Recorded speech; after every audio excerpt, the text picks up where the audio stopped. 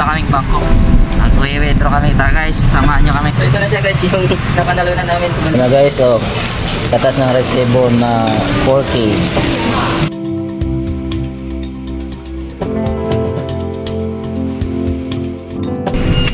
Guys, for today's video ay punta kaming Hsinchu City. Sama ko si John Koy. Nanalo kasi kami ng anong tawag dito? Lottery, Taiwan Lottery. Yung mga resibo kasi dito sa Taiwan guys ay pwede kang manalo. Kaya iipunin mo yung resibo mo. Baka ikaw yung susunod manalo. So yung napanalo na namin is kailangan daw sa bangko namin withdrawin. Sabi ng kasi pwede namang sa 7-Eleven or Family Mart. Kaso sabi nila pagka above 1,000 ay doon ka na sa bangko mag-withdraw. Kaya punta kaming bangko, nag-withdraw kami. Tara guys, samahan nyo kami. Nanalo nga pala ng 4th prize ng Taiwan Reset Lottery itong kasama kong si John Koy, at ito ay may halagang 4,000 NT dollar sa 5 combination number na magkasunod-sunod, at ito ay may halagang 7,000 sa peso. At ngayon ay papunta kaming bangko para aming withdrawin. Yung bangko nga palang pwede nating pag-withdrawhan kapag tayo nanalo sa Taiwan Reset Lottery guys ay pwede pong withdrawin sa First Commercial Bank at Changhua Bank.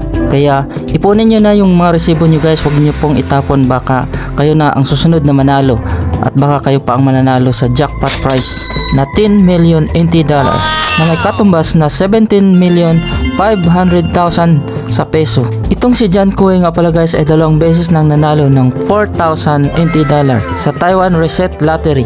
Sa halagang 93 NT dollar ang kanyang nabili ay nanalo naman siya ng 4,000 NT dollar. 2 resibo nga pala ang kanyang napanalunan. Ang isa ay 200 NT dollar na pinalitan na namin sa My Family Mart, at yung isa ay sa bangko lang ang pwede papalitan. Inabot man siya ng kamalasan nitong taon na to dahil na disgrasya siya nung buwan ng February kasi nahulog siya sa basketball at nabali ang kanyang kamay, at 3 buwan siyang hindi nakapagtrabaho, pero ngayon ay may swerte pa rin dumating sa kanya.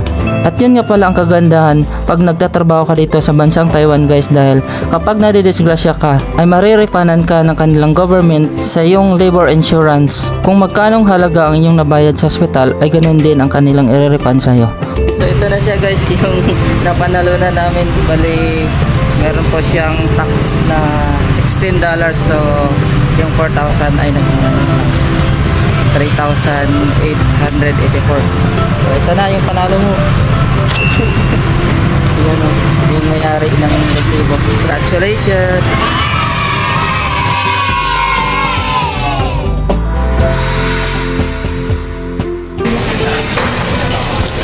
Ito na guys, tas ng resibo na 4K.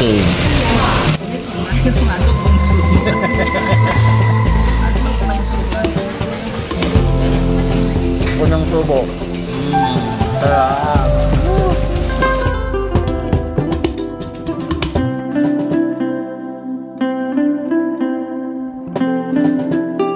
Ito na guys yung katas ng resibo. Ayan.